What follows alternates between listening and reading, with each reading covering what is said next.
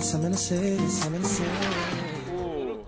everybody, how's it going? This is Our House 21, and I stopped by my favorite hobby shop, Hobby Hanger here in Chantilly, Virginia, and just wanted to check out a Limitless in the flesh. So this right here belongs to one of the employees. This is Kirsten's Limitless, and she has a pretty modest goal. She just wants to get it over 100.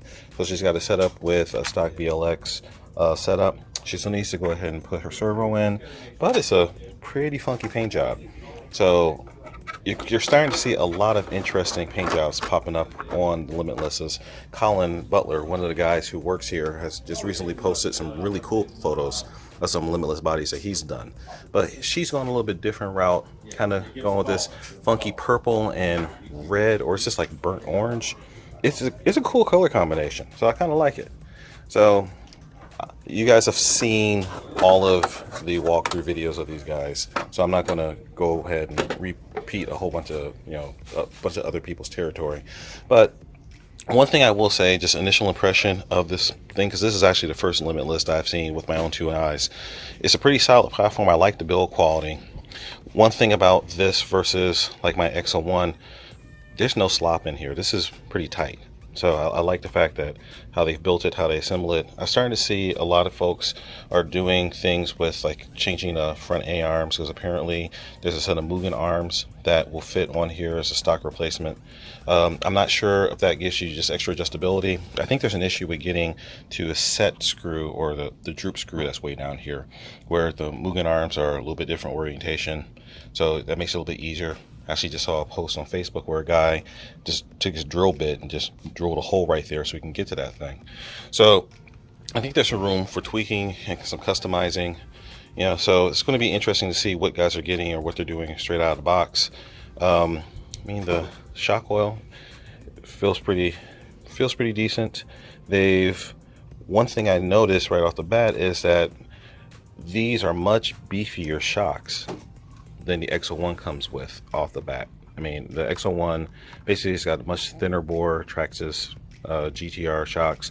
These are pretty wide, beefy units here, and the springs are actually pretty darn tough too. Although it feels like the rate is not hugely stiff.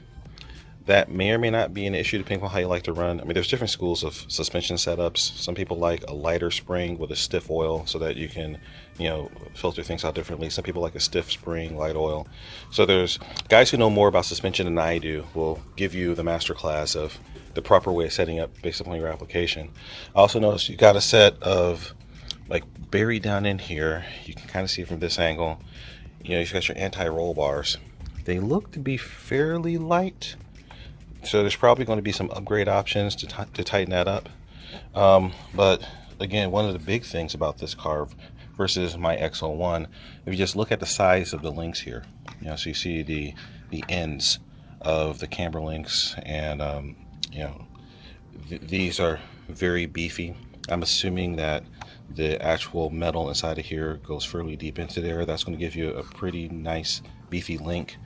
Some of the Traxxas links are pretty weak. And again, you see the same thing on the back here. Just the size of these links is ginormous.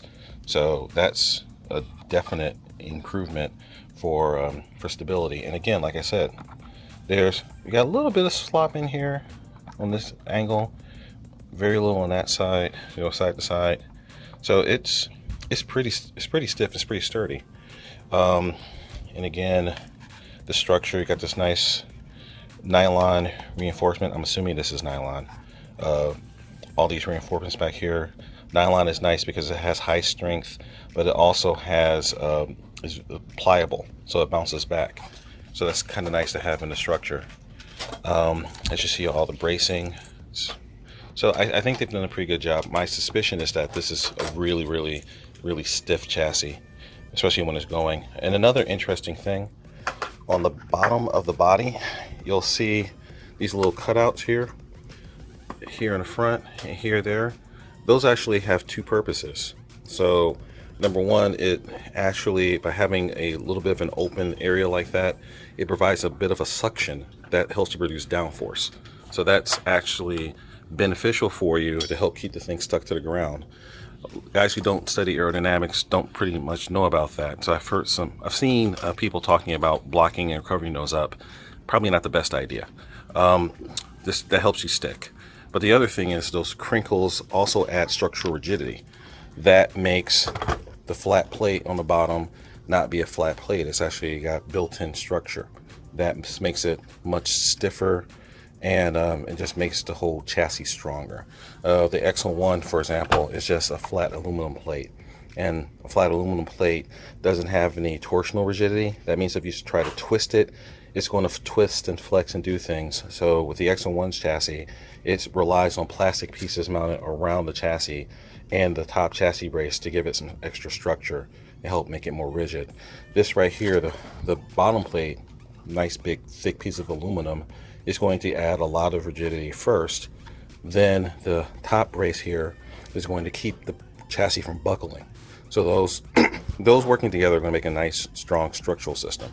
So just from a mechanical standpoint, this is a pretty solid beast. And as most of you guys have seen, you can take this motor mount, you can flip it around, you can put a huge motor on here you do it by sacrificing one of the battery trays. A lot of guys who are doing that are adding, like running one large 6S pack, or I mean, you can fit two 6S's in here. Or you can get creative, and if you're like me and have a 3D printer, you can go ahead and make your own custom 3D printed solution. So I'm probably going to end up picking up one of these things. Just I've got so many other things going on in my life, I don't have the room and the bandwidth right now. But stay tuned. You might be seeing me joining the ARRMA Army for the Limitless in short order. So just stay tuned, pay attention. You might see something interesting coming up for me. All right, guys. So Kirsten, I hope you don't mind me showing off your car.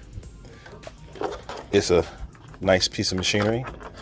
And all you guys stay tuned to see more of what's going on in my personal RC fleet coming up.